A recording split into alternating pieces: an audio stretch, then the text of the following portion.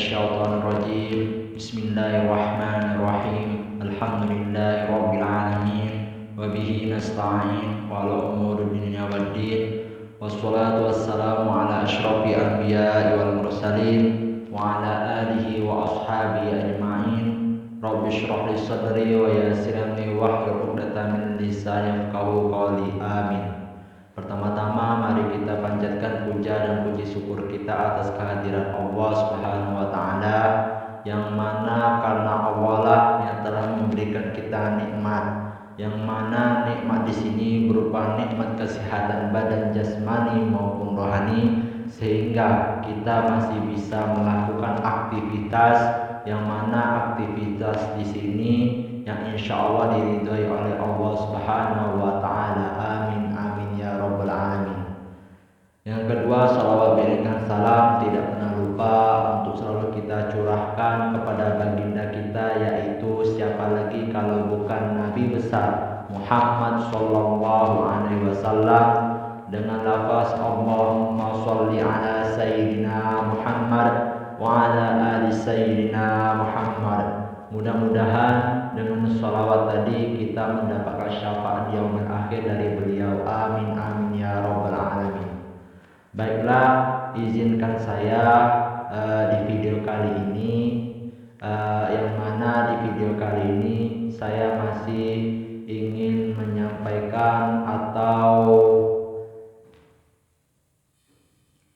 yang mana materi mata pelajaran di sini masih berkaitan dengan mata pelajaran mahfuzat kelas 1 aliyah, dan juga mata pelajaran ini masih menggunakan sistem pondok pesantren Gontor. Sebelum saya lanjutkan pembahasan di video kali ini, jangan lupa dukung terus channel ini apabila bermanfaat dengan cara share ke teman-teman kalian semua, like, komen, subscribe, serta aktifkan lonceng notifikasi agar setiap saya upload video selalu muncul notifnya di HP kalian masing-masing. Baiklah, langsung saja mempersingkat waktu tanpa basa-basi lagi, simak video ini sampai selesai. Nah, jadi ini ya penjelasan di video kali ini, yang mana penjelasan di video kali ini yang berjudulkan tentang as-sabru, artinya kesabaran. Nah, silakan diperhatikan baik-baik di tampilan yang sudah saya tampilkan di sini. Ya, ini bunyi mahfuzat yang pertama. As-sabru kas-sabiri murru fi madaqatihi lakinna awaqibahu ahla minal asali. Artinya, kesabaran itu seperti sobir atau sejenis tanaman obat yang rasanya pahit, akan tetapi hasil yang didapatkan setelahnya lebih manis daripada madu. Maksudnya apa? Nah, di bawahnya itu ada syarah atau penjelasan dan kesimpulan dari maksud mahfuzat yang sudah saya bacakan tadi. Sobir adalah sejenis tanaman obat yang biasa dipakai oleh orang Arab untuk mengobati orang yang terkena sengatan serangga, terluka, dan berbagai penyakit lainnya. Tanaman ini rasanya pahit, namun karena mujarab, maksudnya mujarab di sini karena dia manjur, tanaman ini sering dipakai di Jazirah Arab. Maksudnya Jazirah Arab itu di permukaan di daerah Arab sana. Beberapa referensi menyebutkan bahwa sobir ini adalah aloe vera, atau di Indonesia dikenal sebagai lidah buaya. Nah, jadi tanaman sobir ini tadi, kalau di daerah Arab sana itu mereka tuh menamakannya aloe vera. Nah, kalau di Indonesia itu namanya sebagai lidah buaya. Nah, di dalam dunia kesehatan saja, untuk mendapatkan kesembuhan, tatkala kita harus sabar menelan obat yang pahit rasanya. Nah, dari sini sudah bisa kita simpulkan ya, bahwasannya kalau ada orang yang sakit, kalau dia ingin mendapatkan kesembuhan agar penyakitnya itu tadi diangkat, ya dia harus sabar menelan rasa pahitnya obat. Ya, jadi seperti itu ya. Demikian pula dengan kehidupan kita sehari-hari. Untuk menggapai sebuah kesuksesan, entah kesuksesan dalam belajar, kesuksesan dalam bekerja, kesuksesan dalam beribadah, kita harus sabar menghadapi pahit getirnya perjuangan dan pengorbanan. Sebagaimana pepatah pernah mengatakan yang berbunyi as-sabru yu'inu ala kulli amalin, yang artinya kesabaran itu akan menolong setiap pekerjaan. Nah, maksudnya apa? Kesabaran itu akan menolong di setiap pekerjaan apabila kita sabar dalam melakukan pekerjaan apapun. Ya, kesabaran adalah sebuah modal besar yang banyak membantu seseorang dalam mengarungi hidup ini. Ya, seperti yang sudah saya bacakan tadi itu ya. As-sabru yu'inu ala kulli amalin, kesabaran itu akan menolong setiap pekerjaan. Tanpa adanya kesabaran, banyak hal akan menjadi berantakan. Banyak berantakan. Karena itu banyak sekali ayat ataupun hadis yang menunjukkan bahwa orang-orang yang sabar adalah orang-orang yang disukai. Di dalam Al-Quran surah Al-Baqarah ayat 177, Allah Subhanahu wa taala berfirman, A'udzubillahi minasyaitonirrajim, was-sabirina fil ba'sa'i wad-dharra'i wa hinal ba's.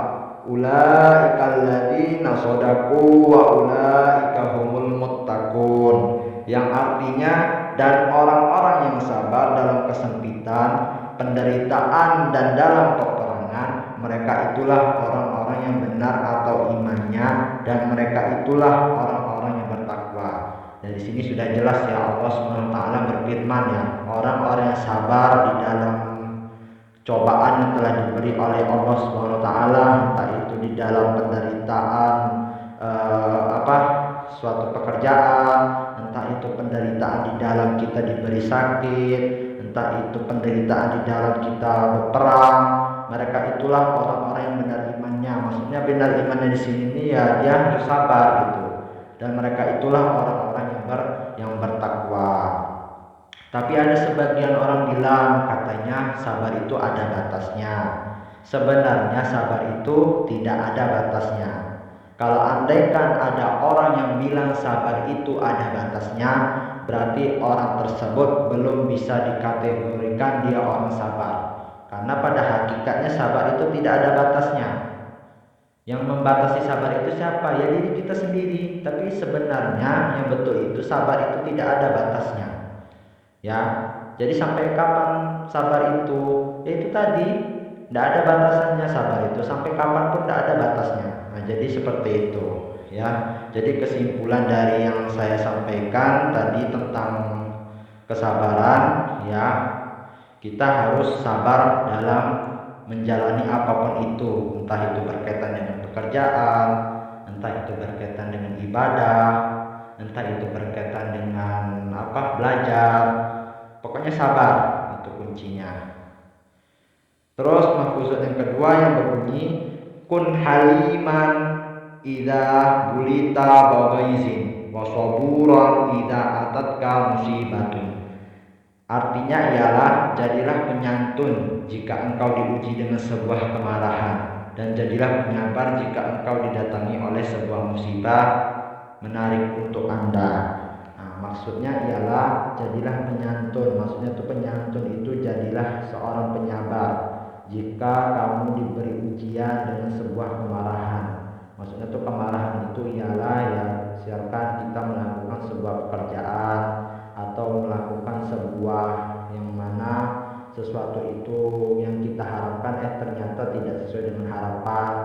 Ya kita harus menjadi penyantun gitu, dan jadilah penyabar. Seperti yang sudah saya bilangkan tadi itu, sabar jika engkau didatangi oleh sebuah musibah menarik untuk Anda.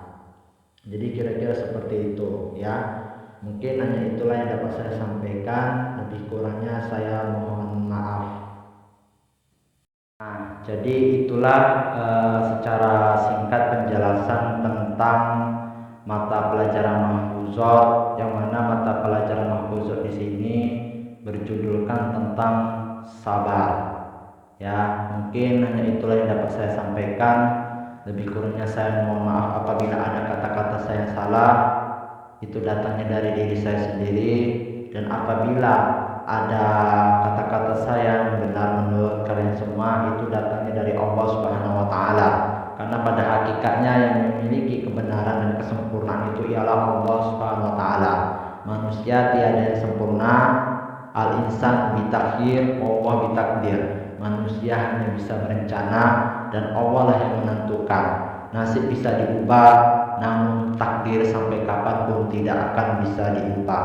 Syukran ala ihtimamikum, fastabiqul khairat. Assalamualaikum warahmatullahi taala wabarakatuh.